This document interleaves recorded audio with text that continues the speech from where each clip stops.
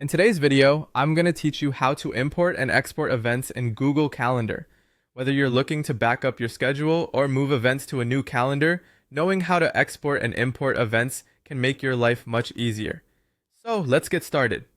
First, let's talk about exporting events from Google Calendar.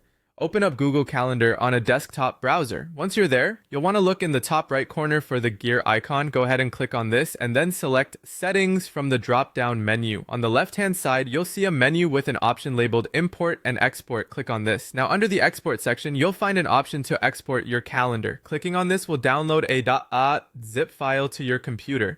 Inside this zip file, you'll find .ics files for each of your individual calendars. These .ics files are what you'll be working with if you need to transfer or back up your events. Once you've downloaded the file, go ahead and extract the .ics files to use them wherever you need, whether it's another calendar platform or simply for safekeeping. Congratulations! You now have a backup of your calendar events.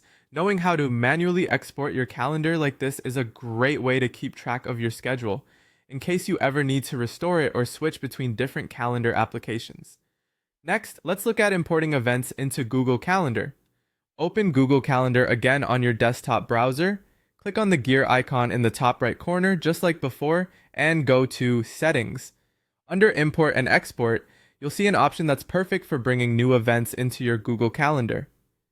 To import events, click on Select File from your computer. Here you can choose from .ics or .csv files, those you might have exported previously or received from someone else. After selecting the file, you need to choose which calendar you'd like to import these events into. Make the selection thoughtfully as these events will appear on the calendar you choose. Once you've selected a calendar, click Import, and just like that, events from your file will start populating in your Google Calendar. It's a straightforward process, but if you're using a CSV file, ensure that it is formatted correctly.